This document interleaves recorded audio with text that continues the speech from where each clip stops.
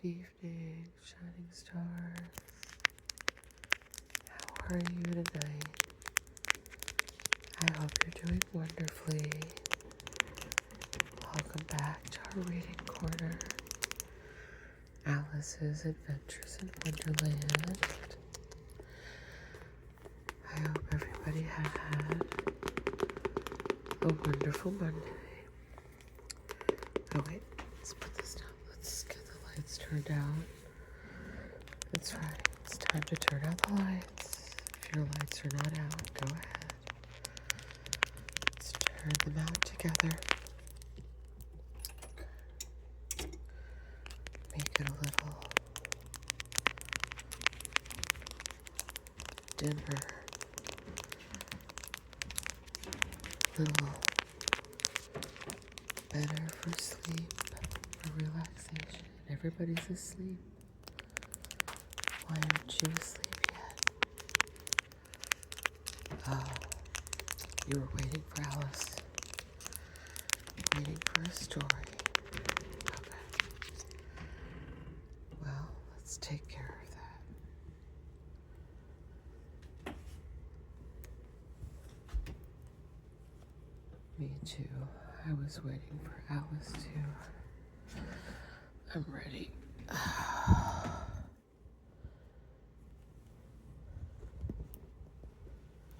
Alright. I hope everybody, oops. Alright. I made it. I hope everybody's having a wonderful evening. I hope you had a wonderful Monday. And I hope you're ready to relax. Cuddled up. A nice soft pillow.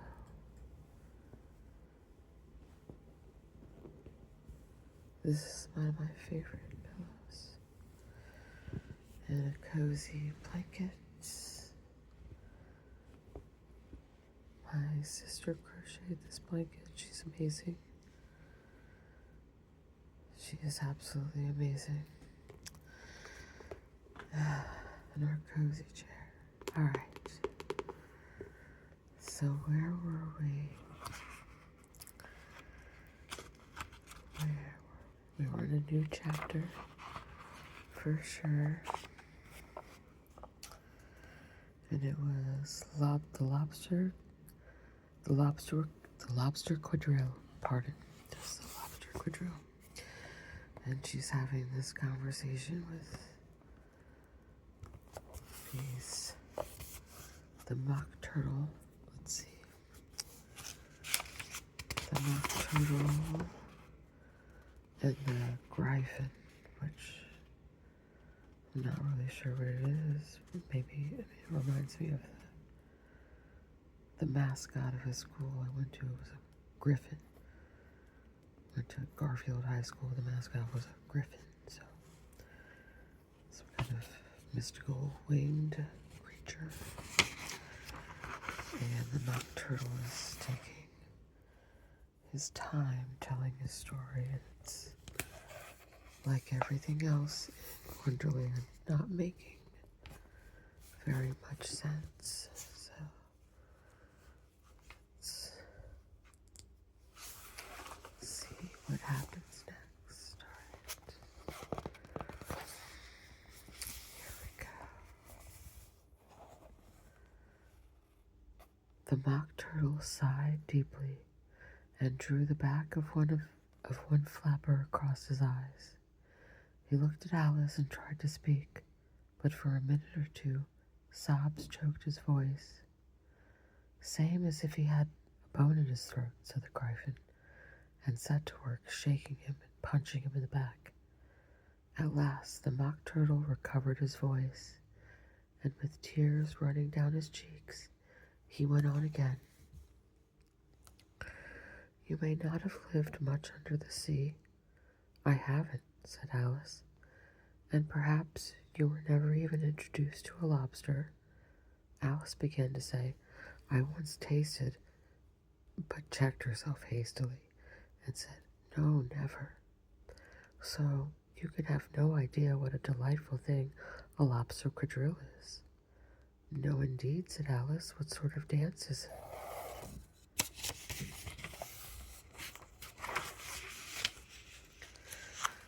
"Why," said the Gryphon, "you first form into a line along the seashore." "Two lines," cried the Mock Turtle. "Seals, turtles, salmon, and so on. Then, when you've cleared all the jellyfish out of the way—" "That generally takes some time," interrupted the Gryphon. "You advance twice, each with a lobster as a partner," cried the Gryphon. "Of course," the Mock Turtle said. "Advance twice, set to partners, change lobsters, retire in the same order," continued the Gryphon. "Then you know," the Mock Turtle went on. "You throw the lobsters," shouted the Gryphon, "with a bound into the air, as far out to sea as you can." "Swim after them," screamed the Gryphon. "Turn a somersault in the sea," cried the Mock Turtle, capering wildly about. "Change lobsters again," yelled the Gryphon at the top of its voice. "Back to land again, and that's all, the first figure," said the Mock Turtle, suddenly dropping his voice. And the two creatures, who had been jumping about like mad things all this time, sat down again very sadly and quietly, and looked at Alice. "It must be a very pretty dance," said Alice timidly. "Would you like to see a little of it?" said the Mock Turtle. "Very much indeed," said Alice. "Come, let's try the first figure," said the Mock Turtle to the Gryphon. "We can do it without lobsters, you know. Which shall sing?" "Oh, you sing," said the Gryphon. "I've forgotten the words." So they began solemnly dancing round and round Alice, every now and then treading on her toes when they passed too close, and waving their forepaws to march the time, while the Mock Turtle sang this very slowly and sadly. "Will you walk a little faster?" said a whiting to a snail. "There's a porpoise close behind us, and he's treading on my tail." See how eagerly the lobsters and the turtles all advance. They are waiting on the shingle. Will you come and join the dance? Will you, won't you, will you, won't you, will you join the dance? Will you, won't you, will you, won't you join the dance? You can really have no notion how delightful it will be when they take us up and throw us with the lobsters out to sea. But the snail replied, too far, and gave a look askance. Said he thanked the whiting kindly, but he would not join the dance. Would not, could not, would not, could not, could not, would not join the dance. Would not, could not, would not, could not join the dance. What mattered it how far we go? His scaly friend replied. There is another shore, you know, upon the other side. The further off from England, the nearer is to France. Then turn not to pale, beloved snail, but come and join the dance. Will you, won't you, will you, won't you, will you join the dance? Will you, won't you, will you, won't you join the dance? Thank you. It's a very interesting dance to watch, said Alice, feeling very glad that it was over at last. And I do like that curious song about the whiting. Oh, as to the whiting, said the Mock Turtle. You've seen them, of course. Yes, said Alice. I've often seen them at Din. She checked herself hastily.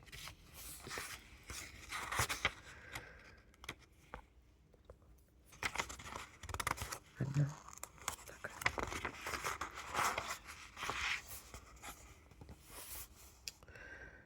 I don't know where Din may be. I don't know where Din may be, said the Mock Turtle.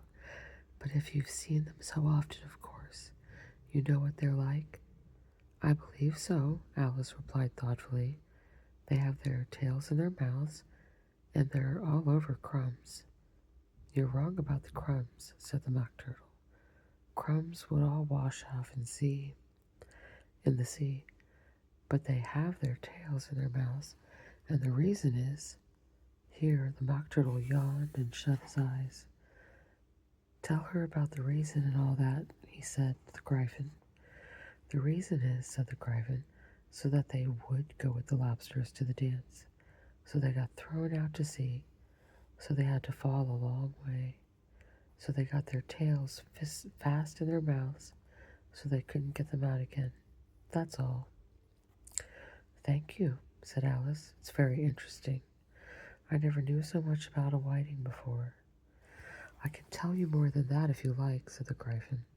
Do you know why it's called a whiting? I never thought about it, said Alice. Why?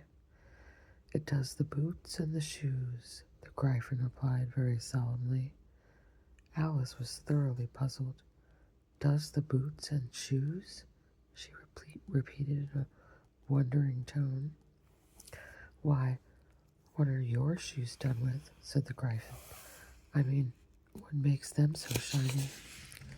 Alice looked down at them and considered it a little before she gave her answer. They're done with blacking, I believe. Boots and shoes under the sea, the Gryphon went on in a deep voice, are done with whiting. Now you know. And what are they made of? Alice asked in a tone of great curiosity.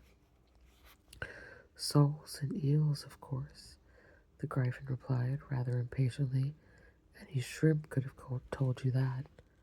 If I'd been the whiting, said Alice, whose thoughts were still running on the song, I'd have said to the porpoise, keep back, please. We don't want you with us.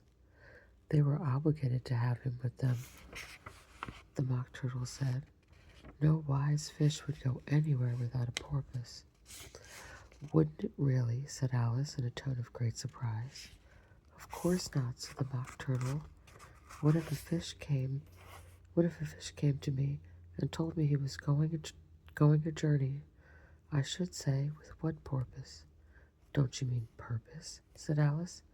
I mean what I say, the Mock Turtle replied in an offended tone, and the Gryphon added, come on, let's hear some of your adventures.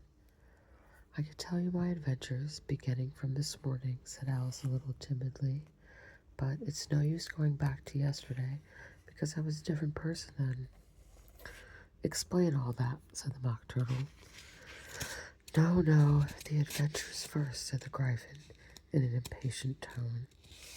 Explanations take such a dreadful time. So Alice began telling them her adventures from the time when she first saw the white rabbit. She was a little nervous about it, just at first. The two creatures got so close to her, one on each side, and opened their eyes and mouths so very wide. But she gained courage as she went on. Her listeners were perfectly quiet until she got to the part about her repeating, you are old, Father William. Oh, to the part of her repeating, you are old, Father William, to the caterpillar, and the words all coming different, and then the Mock Turtle drew a long breath and said, that's very curious. It's all about as curious as it can be, said the Gryphon. It all came different, the Mock Turtle repeated thoughtfully. I should like to hear her try and repeat something now. Tell her to begin. He looked at the Gryphon as that he thought he had some kind of authority over Alice. Stand up and repeat, 'tis the voice of the sluggard, said the Gryphon. How the creatures order one about and make one repeat lessons, thought Alice. I might as well just be at school at once. However, she got up and began to repeat it, but her head was so full of the lobster quadrille that she hardly knew what she was saying, and the words came out very queer indeed.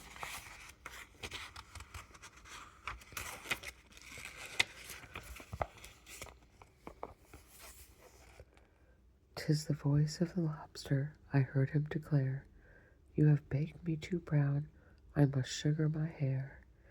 As a duck with his eyelids, so he is with his nose, trims his belt and his buttons, and turns out his toes. When the sands are all dry, he is gay as a lark and will talk in contemptuous tones of the shark. But when the tide rises and sharks are around, his voice has a timid and I'm sorry, the camera's unfocused, and tremulous sound. That's different from what I used to say when I was a child, said the Gryphon. Well, I never heard it before, said the Mock Turtle. But it sounds uncommon nonsense. Alice said nothing. She had sat down with her face in her hands, wondering if anything would ever happen in a natural way again. I should like to have it explained, said the Mock Turtle. She can't explain it, said the Gryphon hastily. Go on with the next verse. But about his toes, the Mock Turtle persisted. How could he turn them out with his nose, you know? It's the first position in dancing, Alice said, but she was dreadfully puzzled by the whole thing and longed to change the subject. Go on with the next verse, the Gryphon repeated. It begins, I passed by his garden. Alice did not dare to disobey, though she felt sure it would all come wrong, and she went on in a trembling voice. I passed by his garden and marked with one eye how the owl and the panther were sharing a pie. The panther took pie crust and gravy and meat, while the owl had the dish and its share of the treat. When the pie was all finished, the owl, as a boon, was kindly permitted to pocket the spoon, while the panther received knife and fork with a growl, and concluded the banquet by, What is the use of repeating all that stuff, the Mock Turtle interrupted, if you don't explain it as you go on? It's by far the most confusing thing I ever heard. Yes, I think you'd better leave off, said the Gryphon, and Alice was only glad to do so. Okay, we're going to stop there tonight. I know it's not quite the end of the chapter, but, okay, we've got to do the last page then. I didn't realize how close we were. Okay, so sorry. Okay, so he's telling her, yes, I think you better leave off reciting that poem. Okay, and Alice was only glad to do so. Shall we try another figure of the lobster quadrille, the Gryphon went on, or would you like the Mock Turtle to sing you another song? Oh, a song, please, if the Mock Turtle would be so kind, Alice replied, so eagerly that the Gryphon said in a rather offended tone, Excuse me, no accounting for tastes. Sing our turtle soup, will you, old fellow? The Mock Turtle sighed deeply and began in a voice choked with sobs to sing this beautiful soup, so rich and green, waiting in a hot tureen. Who for such dainties would not stoop? Soup for the evening, beautiful soup. Soup of the evening, beautiful soup. Beautiful soup. Beautiful soup. Soup of the evening, beautiful, beautiful soup. Beautiful soup, who cares for fish, game, or any other dish? Who would not give all else for two? Penny's worth only of beautiful soup. Pennyworth only beautiful soup. Beautiful soup. Beautiful soup. Soup of the evening. Beautiful, beautiful soup. Chorus again, cried the Gryphon, and the Mock Turtle had just begun to repeat it when a cry of, the trial's beginning, was heard in the distance.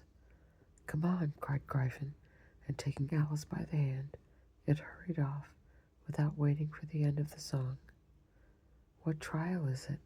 Alice panted as she ran. But the Gryphon only answered, "Come on," and ran the faster, while more and more faintly came, she carried on the breeze that followed them, the melancholy words, "Soup of the evening, beautiful, beautiful soup." Alright, so we'll end there and pick up hopefully tomorrow, maybe not until Wednesday. I might have to take tomorrow off, but we will see. Hopefully tomorrow. But if not tomorrow, we will pick up right here Wednesday. Who stole the tarts? Yes. Alright.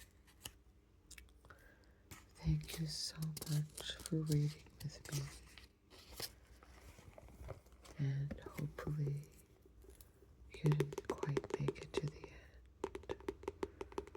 Hopefully you're already asleep, warm and snuggled in your bed.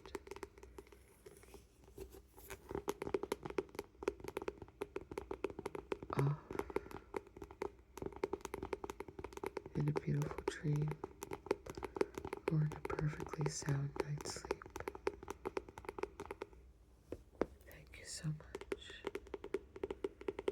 And I will see you again very soon. Back in our reading corner. Good night, my shining star.